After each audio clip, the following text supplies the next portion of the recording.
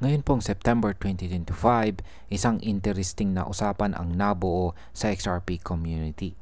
Ayon po sa isang kilalang analyst na si Crypto Bull, boring daw ang buwan ng September para kay XRP at wala pong masyadong galaw na aasahan.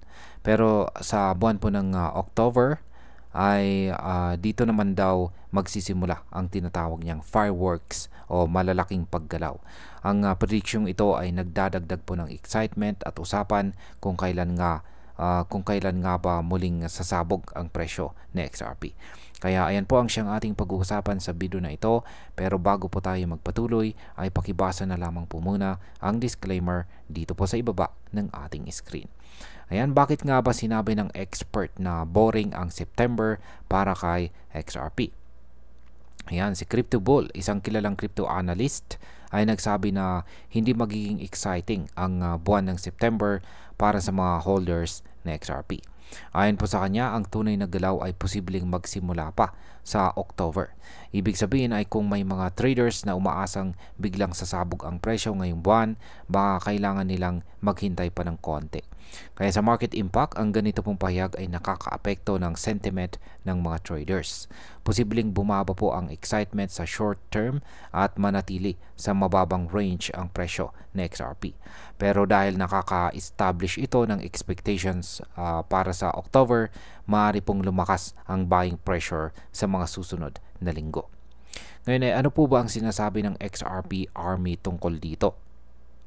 Ayan, syempre, hindi lahat ng member yan or membro ng XRP community ay sang-ayon sa sinabi ni Crypto Bull.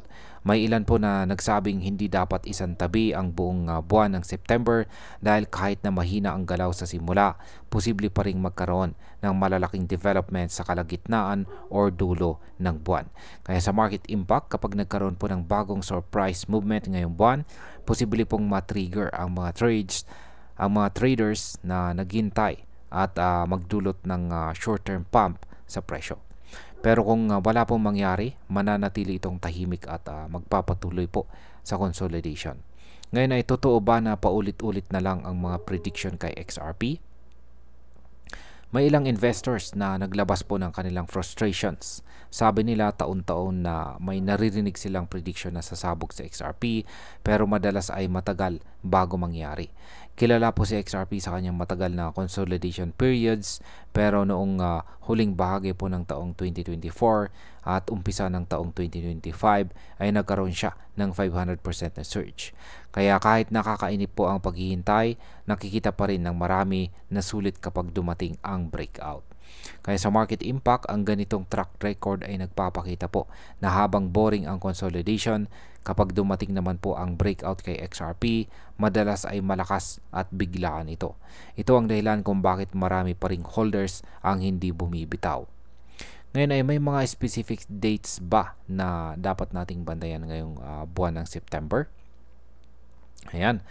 Ang kasagutan po sa katanungan na yan ay oo. May ibang mga analysts at community members ang nagsabi po na posibleng nagsabi po or naglabas ng posibleng mahalagang mga petsa. Yan, isa na po rito si Egra Crypto na isa na rin kilalang analyst at siya naman po ay nagsabi na maaari pong mangyari ang isang matinding kaganapan sa September 7 or 8. At may isa pang user na nagsasabi na baka sa September 22 ay biglang posibleng magkaroon ng malakas na galaw sa XRP. Kaya sa market impact, ang pag-focus po ng community sa mga specific dates ay maaaring magdulot ng short-term volatility.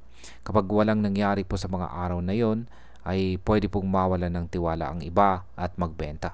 Pero kapag may malakas po na galaw na tumugma sa inaasahan, maaari po itong mag-trigger ng panic buying.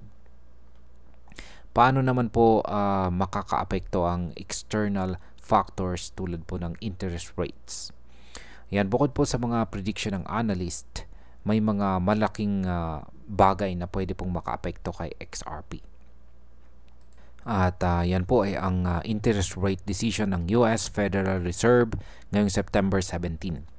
Ayon po sa market data, may 90% chance na magbaba sila ng interest rates. Kapag nangyari ito, mas mura ang borrowing at mas maraming pera ang papasok sa risk-on assets tulad ng crypto. Kaya sa market impact, ang rate cut ay posible pong magbigay ng boost sa presyo ng XRP kahit pa sinasabi ng iba na boring ang September. Kapag lumakas po ang capital flow papunta sa crypto market, sa XRP ay pwede pong makasabay sa pagtaas kahit bago pa dumating ang October. Ngayon ay ano naman po ang sinasabi ng ibang mga prediction tungkol sa presyo ng XRP. Yan, may isa pong community member na nagbigay po ng bullish forecast. Ayon po sa kanya ay posibleng maabot na XRP ang presyong $3.5 hanggang $4 ngayong buwan ng September. Kung pagsasabayin ang epekto ng interest rate cut at ang momentum mula sa Clarity Act. Dagdag pa niya ay pwedeng umakyat sa XRP sa $8 hanggang $10 pagdating ng buwan ng October.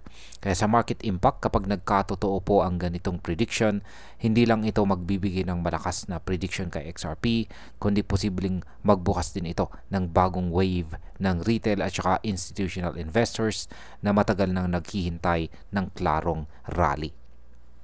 Ngayon ay ano naman po ang kahulugan ng mixed sentiment sa XRP community?